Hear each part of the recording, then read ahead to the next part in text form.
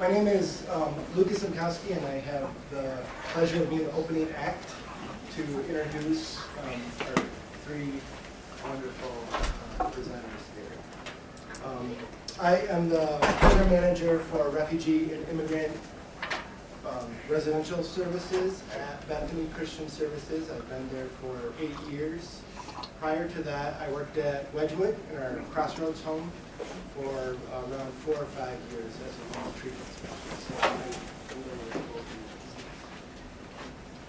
Today, I'm going to briefly introduce our topic, and basically what my role here is I'm going to go over kind of some main themes to keep in mind as we hear the cultural presentation. So things to kind of keep in the forefront of your mind as you're hearing about the specific service populations.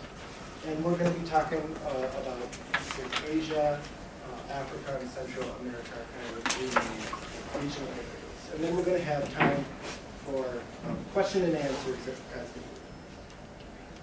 So Bethany Christian Services, kind of what we do in an overview, we've been working with refugees and immigrants since the 1970s. We provide resettlement, employment, healing center, foster care, treatment foster care, mentoring services, and then we also have a residential program which consists of one short-term assessment center for newly arrived youth, as well as 2 house-parent model group home facilities, one of which is a female group home and one of which is a male, and then we also have our transitional living center with Gina as the therapist, which she'll be talking about. So overall, we have 53 beds servicing refugee and immigrant unaccompanied minors. So these would be youth who are new to the country, who are without parental guardianship. So they've either been separated from parents, parents have been killed, and there's no options for reunification with family members and no available sponsors to them. So that's what we work with in our residential and foster care work, and then we also have adult services. Countries of origin, I'm missing a whole bunch here. This was just based off of memory and the youth that we've served in our group home settings. So as you guys look, I'm missing a whole bunch of countries, but just kind of show the diverse range of youth and adults that we've worked with over the years. So this is just representing the last maybe 5-6 years in the group home setting. So one of the things that we're kind of always doing is doing our best to be up on the different cultural backgrounds and really taking a cultural humility approach. Have you heard that term before, cultural humility? Taking an approach that we're not, nor are we ever going to be the experts on a specific cultural group. And it's just as important to learn from that group as it is to learn ahead. So for the purposes of this presentation, there's a lot of definitions of culture that are out there. And this is a good one for the purposes of this presentation. I wanted to kind of lay the groundwork for a definition that we can work with throughout the day. So this is from the National Child Traumatic Stress Network, where we define culture broadly as the dynamic pattern of language, beliefs, values, rituals, and customs that characterize specific racial, ethnic, religious, or social groups.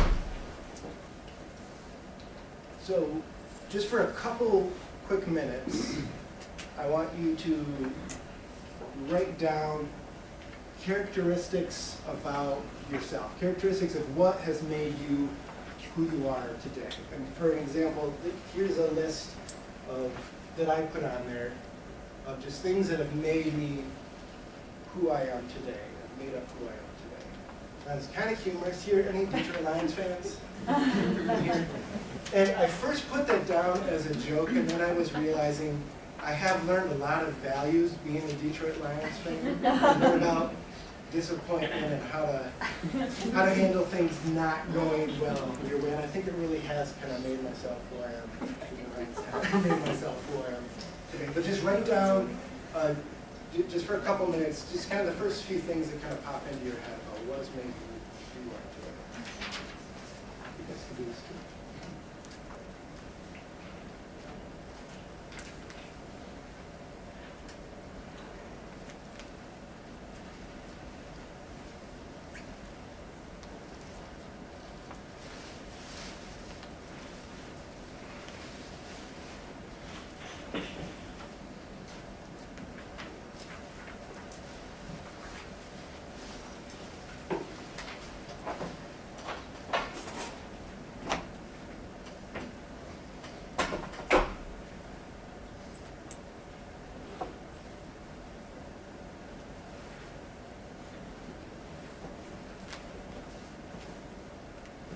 I'm not going to ask anyone to share another tool.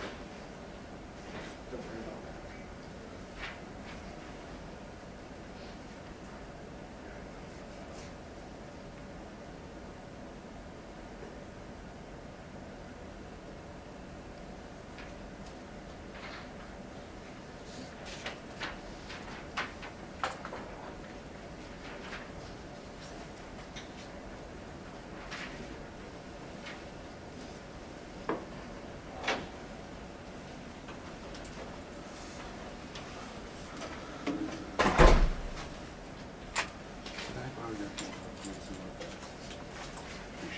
So as you look at the list that you're writing, try to think of how many people out there are going to have the exact same list that you've written down.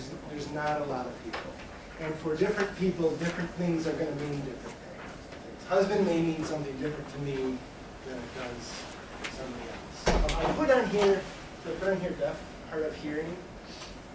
I'm not, and this is my list. I'm not deaf or hard of hearing. I was born deaf, and I was deaf for the first couple of years of my life, which did have an impact on my life. And to this day, I much more prefer to be talking in person, to be able to see someone's face.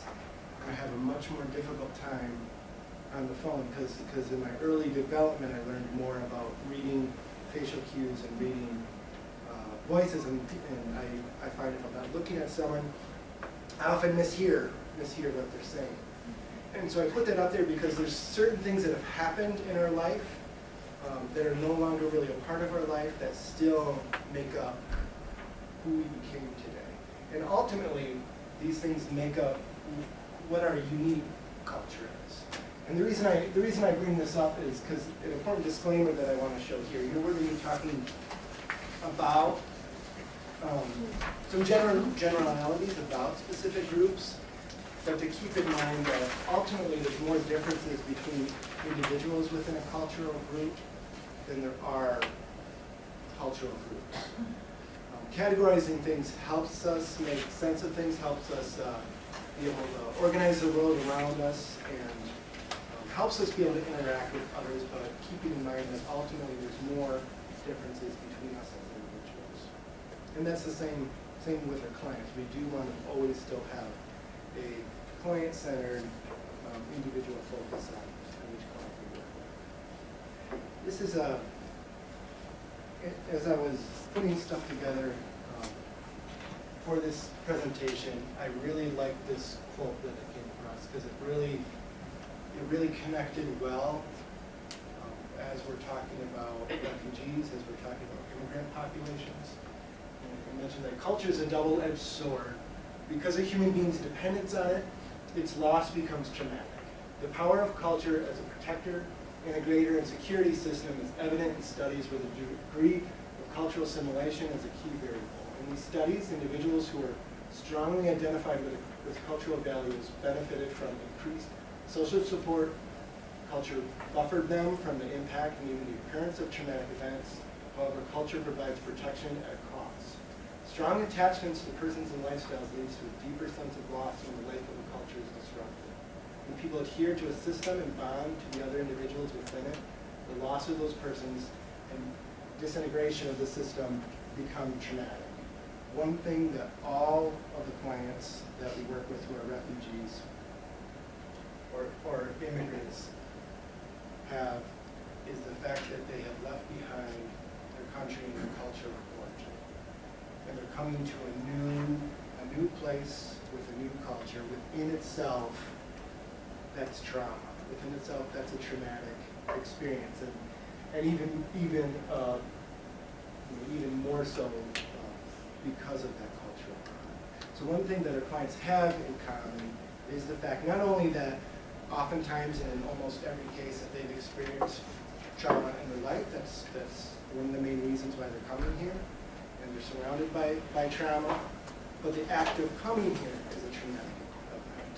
So we have folks with some really complex trauma. So I'm going to talk just kind of really briefly about trauma. This isn't a trauma presentation, but I want to just talk a little bit about trauma. So exposure to childhood trauma has long-lasting effects on the development of kids. So all the research shows that trauma shapes the way that we develop. Our genes may supply kind of the basic blueprint, and we may be more susceptible to things, but trauma really changes the way that our brains and our neurons are working. And the bottom line is that the environment physically changes the brain. When they look at scans of individuals who've been traumatized, their brain has physically changed, and because of that, the way that they respond to the environment around them is much different. And it leads to some symptoms that we often see in the clients that we're working with. And we have a hypersensitivity to an event or minor threat, extremist thinking. We often will see, especially with some of the youth that we've worked with, a kind of a paranoia or a fear of authority and those around them. Respond to many things. Life-threatening, kind of a fight or flight reflex, and attention to threat while ignoring less threatening or important information. And some other symptoms, interferes with their normal emotional and cognitive development. A lot of the clients that we work with, we're starting with working on the basic understanding of emotions and how to express them. They often have not yet developed the ability to appropriately respond to their emotions. And I think we see that with a lot of domestic youth as well, a lot of the youth that we serve here. But because of that double-edged trauma, the trauma that they've experienced before as well as coming here, it can really manifest itself. So as we're talking about the different groups and just kind of some simple tips with working with youth and adults, cross-culturally, especially those that are exhibiting some of those trauma symptoms. There's just some specific stuff. I'm not going to go through each of these steps here, but the basis is again back to kind of that cultural humility. Piece. There's some basic stuff just about saying hello, trying to do things in the individual's own language as you're able to, and then acknowledging your limitations. It's okay, especially with a struggling client or someone who's from another culture that need to bring up that you may not understand what's going on in the moment, or help me understand the lens in which you're viewing this. Later, I'm going to go over a few different, time permitting, I'm going to go over a few different scenarios that I've experienced in our group home settings where we had to work through some things that maybe appeared one way, where then when we used that cultural humility approach and started talking with the individuals we were working with, we found that there were some cultural differences in there. We were able to work together to come to some conclusions. And here's just some other tips. I'll leave it up there just for you to read. But back to apologize if you do something wrong. As able, participate in their rituals. Introduce them to yours. Find out, use appropriate body language. Educate yourself.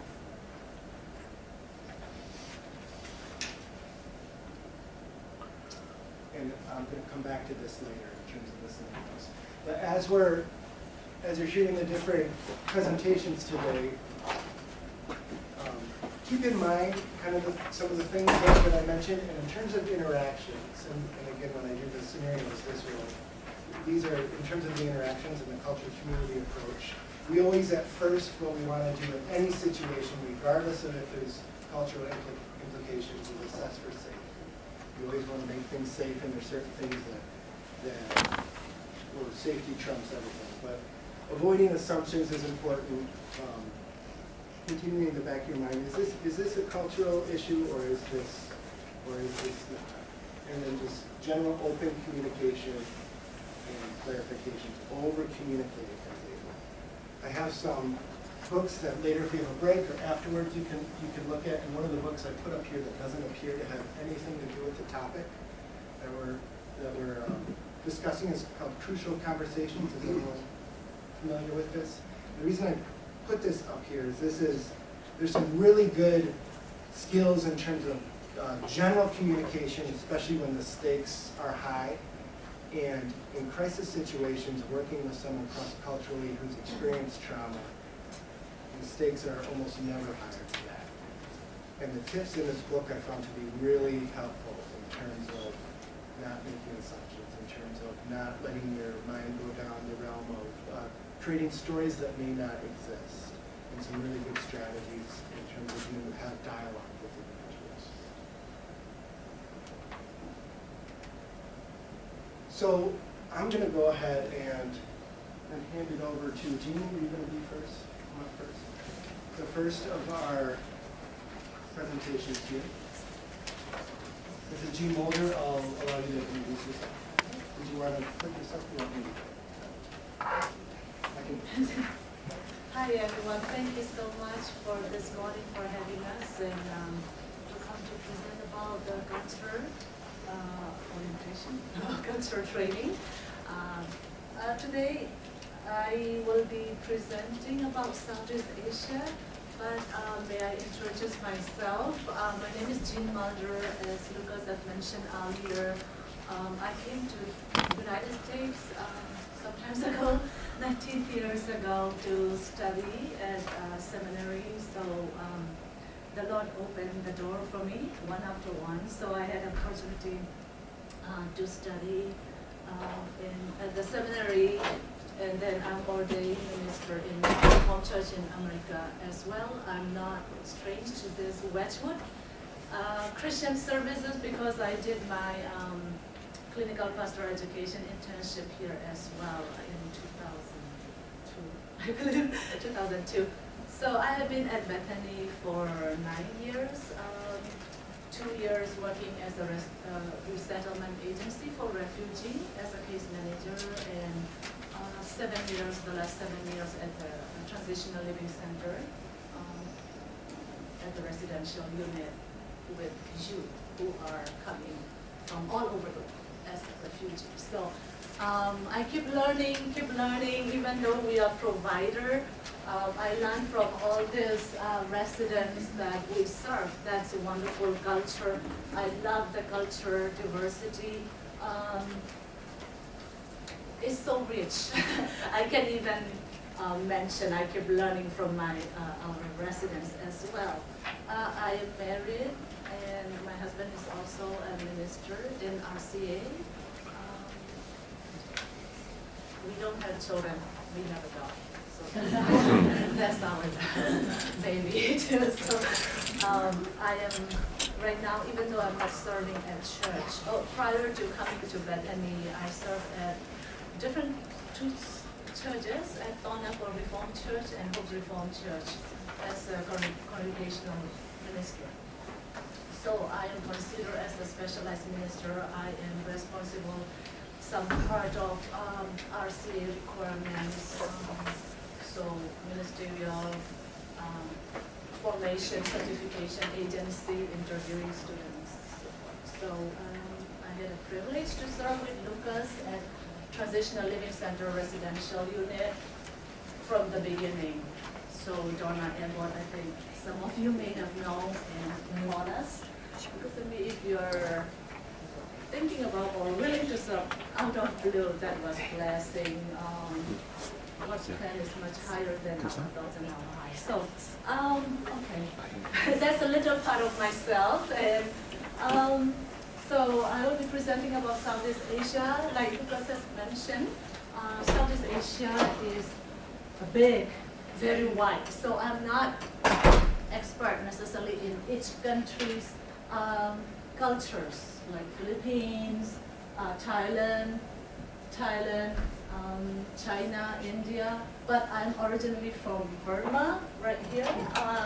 I came from Rangoon, which is capital city. My mother and brother is still living there. My two siblings are in this United States, but it's so far Hawaii and Washington, D.C. So, Burma, so the residents the clients that we are serving came from all over the world, even though I am also serving from, Lucas has mentioned on his PowerPoint, from all over the world, and I get an opportunity to get to know them, to know their culture and how to interact them and how to talk to them. And it is very important to be humble. I feel so humble about that. Yeah, we'll talk more about the humility in a little bit later too. So I will be focusing a little bit about Burma, since I myself came from formerly called Burma, now they call Myanmar. I personally don't mind whatever way you feel comfortable to call. So especially Westerner known as the Burma, because we were colonized by British. So so whenever the first time when I came 19 years ago, where are you from? Myanmar.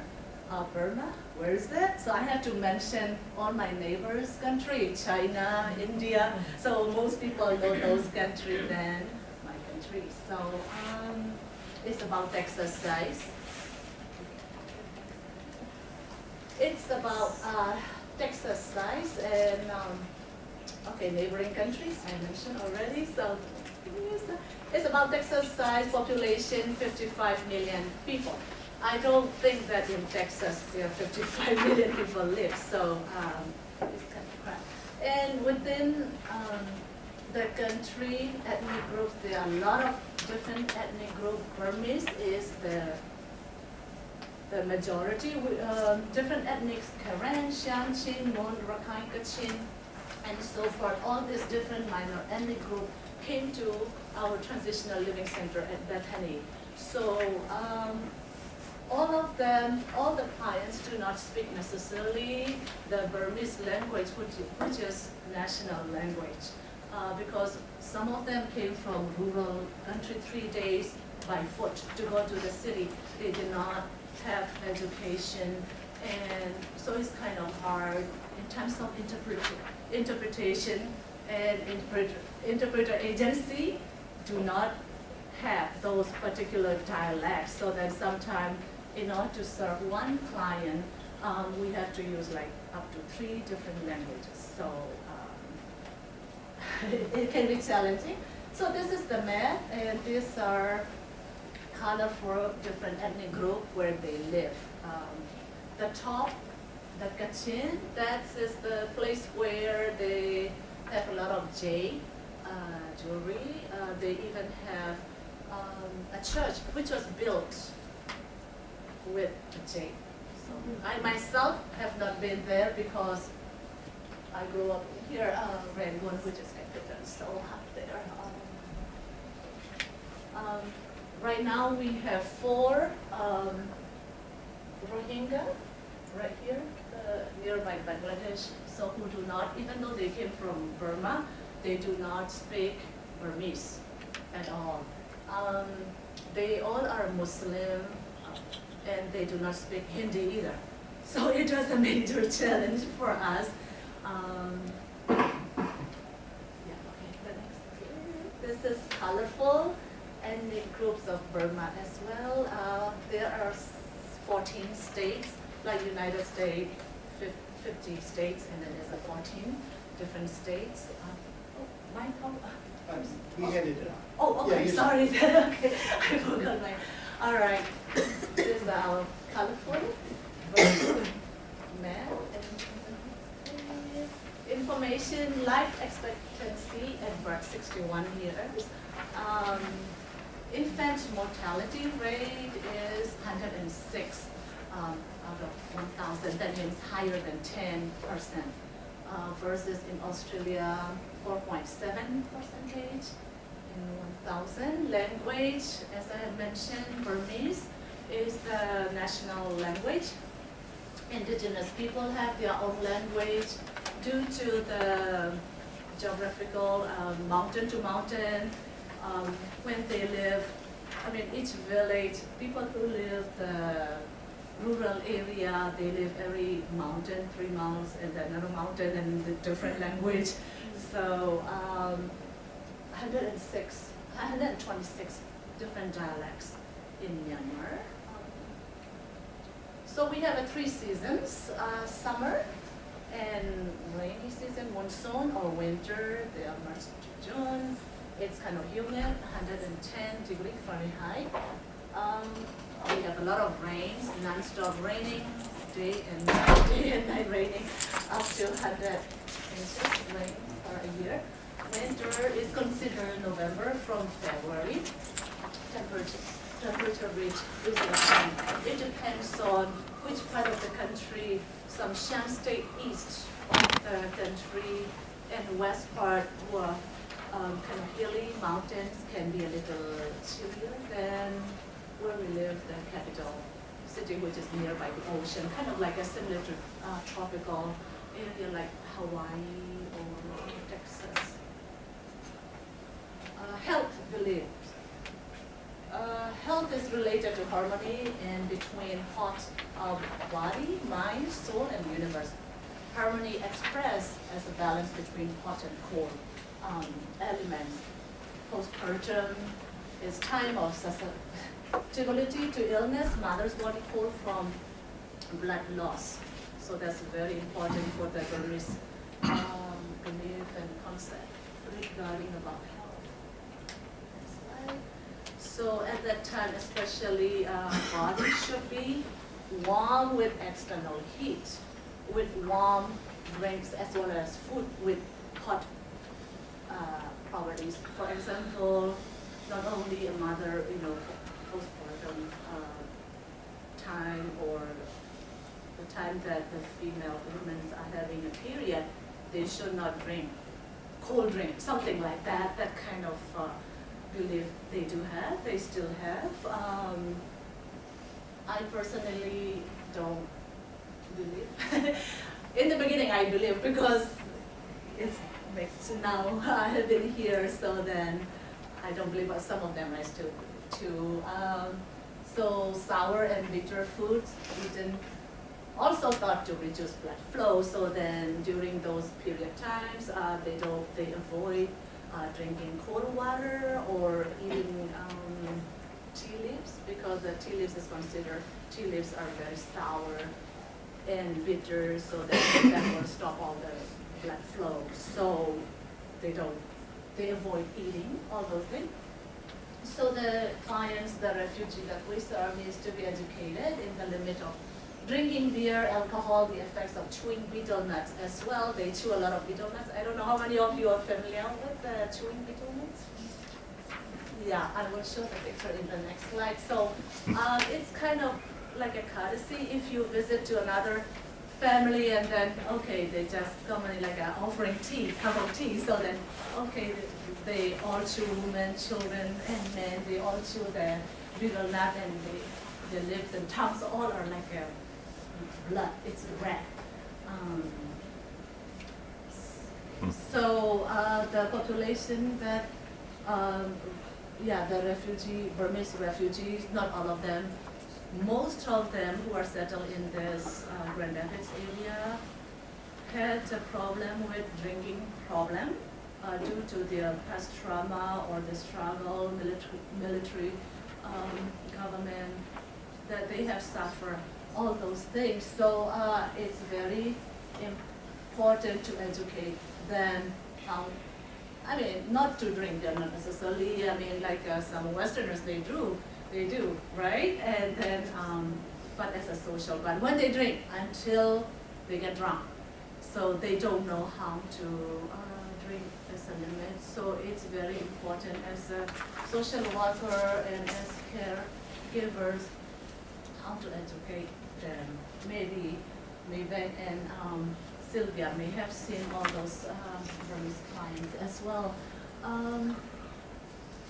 So some Burmese female refugees often feel this is the subject of birth control, family planning, and having gynecology exam, mammograms are not